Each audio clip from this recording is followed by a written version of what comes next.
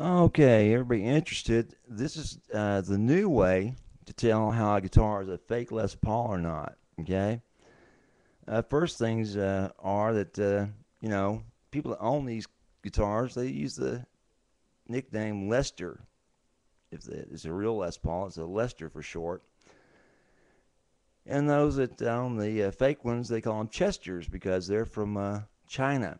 Okay, they call them Fibsons, Fibson, instead of Gibsons because they're fake Gibsons. Fibson Chester. We're looking at the back of a Fibson Chester. I bought it and I redid all the electronics in it. Did them all over again using Gibson parts. Those are Gibson 500K potentiometers back there. They're 47.047 caps that are connected. But the main thing is to look at that white connector there that comes from the pickups on the Chester to the two volume pots inside of the fake Gibson. Okay, that's what Gibson's doing since 2008. They run that to a connector, and then they run it to a board. You see that green connector? Okay, those are wire. That black one, I'm sorry. That's those multiple wires are from their pickups to a electronics board inside of a real Gibson Les Paul. Okay, and from 2008 on, that's what they do. Okay, that's the easiest way to spot a fake Gibson. Have that person open up the back of that and take a look at electronics or take a picture of it and prove they're taking pictures of the same guitar.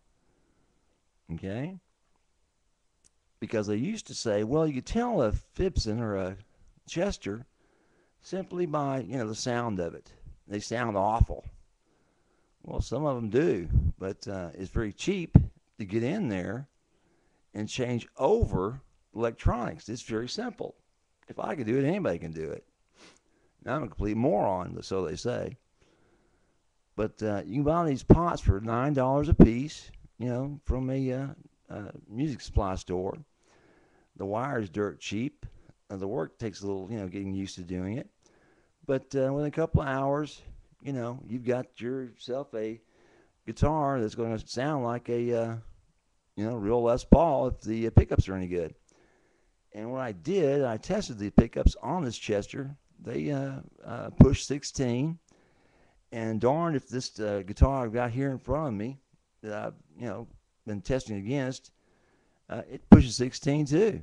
Okay, and also if you look real closely at the wooden side there, it's painted black. Ooh, that's what they do with fake ones. They paint them black.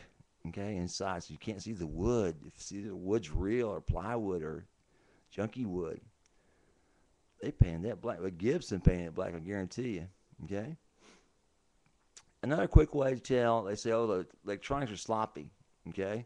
Nowhere near as nice and precise and pristine as these, electronics at Gibson's, how they do it. Okay. Well, that may be true, but, if you really want to take your time and do this nice and neat, it can be done with very few wires. Okay. You can cut some, shortcuts and you can do some things to make it easier. You also can use some, heat shrink to make it look a little nicer. But main thing is that whatever they can do, you can duplicate if you got the parts to do it with. Now I don't know if you can order that board from Gibson, for your Les Paul or your Chester, but if you can, it'd probably be worth the money. It depends what they charge for. Of course, they usually charge an arm and a leg for stuff, but anyway, some of the things they said on the old videotapes were there certain tells you could look at, without opening the guitar up to see if it was a fake Gibson or not. Okay. And one of those was the fact they said that it had a very, flat, straight neck. Well, I'm doing my best to show that this neck on this guitar is at 17-degree angle. Okay, you might be able to tell from the camera angle I'm holding at. That is 17 degrees. It's not flat and straight like the old Chesters. Okay, it does bend 17 degrees just like the real Les Pauls. All right. Now the other tell, I said there'll be 3 holes in the nut cover or the cover for the truss rod. Well, that's no longer true either because if you look real hard, there are only 2 holes just like the real thing. Just like the real thing. There's only two holes in this Chester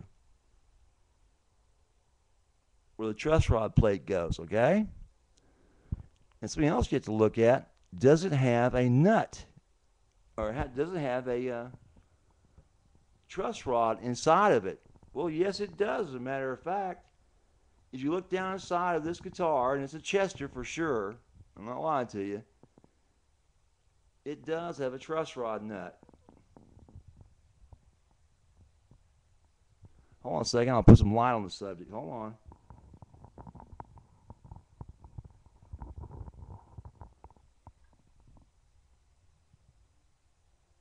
If you look now, you'll see that there is an adjustment screw down this guitar, and it is a full truss rod that runs down the length of it. So you can adjust the neck if there's any warp or bends to it, just like a real Gibson, okay? So those days are over with where you can say, oh, that's the way you can tell if it's a real Les Paul or not. The neck's been changed. The truss rods are there. They're making a better guitar in China. As well as if you look at this guitar, it's pretty nice looking, okay? Now, I've changed basically only the, on the outside of the guitar, only the controls for it. They were in gold. I didn't like that, okay? And the switch was in a cream color. I didn't like that either, so I changed that all to black, all right? And I changed the strings, of course, because they come in as crap. And I did some work on the fretboard, used some Old English special formula to get it darkened up a little more. And yes, they do use plastic for the inserts, okay?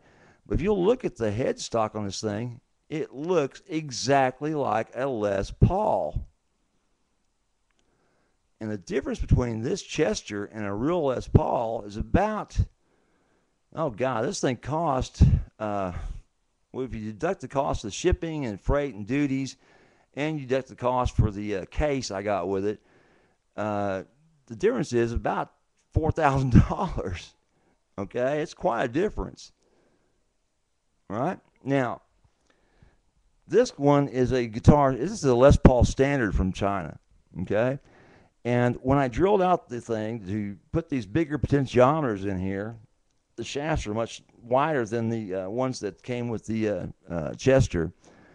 I did find out it is solid maple. It's not a great piece of solid maple, but it is solid maple.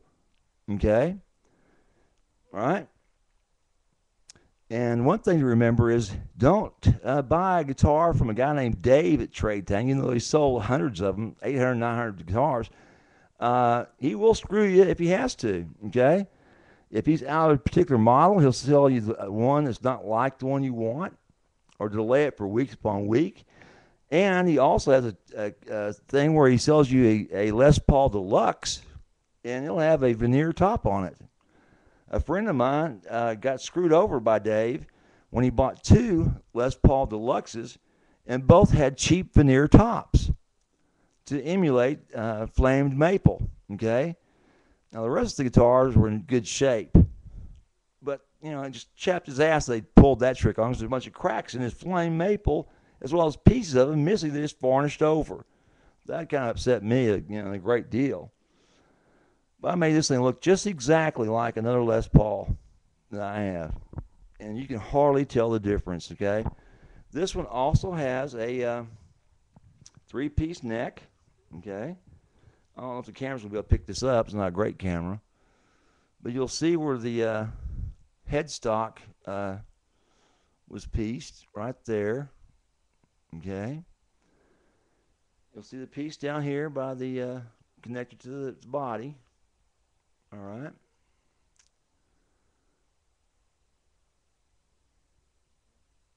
And you'll see it's a body through as well. Okay. And if you look close enough, you'll see this is made of 3 pieces of wood on the back part of it. Okay, 3 separate pieces of maple, which means it's a pretty decent guitar for about $250. All this thing really did cost me. Okay, but it sounded like shit. But when I put those nice Gibson pots in there, it sounded 100% better. And I really like the way it sounds now. And why wouldn't you if it sounds like a Les Paul that costs thousands of dollars more? Okay. But what's really odd about the whole circumstance is that Gibson has for years been saying that it takes that special wood, it takes that special everything for a solid body guitar to sound as good as it sounds, okay? Well, I think that's all BS because here is a Epiphone, right? And it's got the Gibson stuff I put in it, just like a Les Paul, okay? But the difference is I put on better pups or pickups on this guitar. I put Seymour Duncan slash pickups on this guitar. And instead of turning 16s like the Les Paul did, they turned 20. It actually plays better than the real thing. It sounds better too, as a matter of fact. It's got a faster neck. It's a nice little guitar. Now, when I first started doing this, Gibson kept asking, what are you talking about? What are you asking all these questions for? And I told them what I was going to do. And the darndest thing was they came out with a model that looks exactly like what I've been doing. It's this Epiphone special they've got. And the darn thing costs like $350. It still only has a turn knob control on it. But they've blackened it out. They put black controls on instead of these gold ones they used to have on this thing. And they made it look like it's, really tough guitar. I've not heard the sound of it. It may sound just as good as mine does, but I kind of doubt it. I think they spent $200 or somewhere near that on the pickups for it. But what my whole intention was to show everyone and prove to myself as well as anyone else who wanted to see it is that you can make a solid body guitar sound like just about any other solid body guitar by using the same electronics with it. It should not make any difference, okay? The electronics on the guitar, right, they're all Gibson. The body is Epiphone and it's plywood, for God's sakes. It cost me $66, and it sounds actually better and plays louder and noisier than the real deal, the real Les Paul, which I own a few of those. And just amazing that would happen. But that's the story I've been telling. That's what I've been trying to prove when I started working on this guitar for the very first time.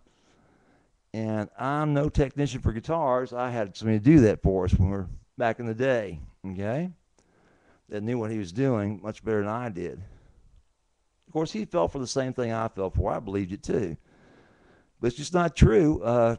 Kids, don't spend a lot of your money just because you like the look of a Les Paul. Shoot, go out and buy yourself a Epiphone for 1/10 the cost, put electronics in it, and for $350, you'll have one sounds better. It sounds better than a Les Paul sounds, okay? And also, it sounds sweet like a Les Paul.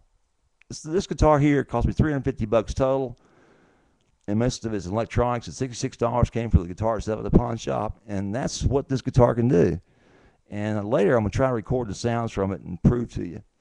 But those are the difference between a Chester, right, and a real Les Paul, okay? And the only way you can tell is to look back there in that control box, right, where all electronics are. And if you don't see a board on one guitar that's made from 2008 and on that has Gibson written all over it, you know it's a fake, okay? If someone's not willing to open up that guitar and show you what's inside of it, it's probably going to be a fake. And they're trying to screw you over for thousands of dollars. So be very careful, because it doesn't take much to go out there and buy these, controls. $32 for the potentiometers. And I don't know if you can buy the board or not, but if you can buy the board too to fix it, those will be coming soon. They'll be putting those in Chesters too. So be careful. Bye.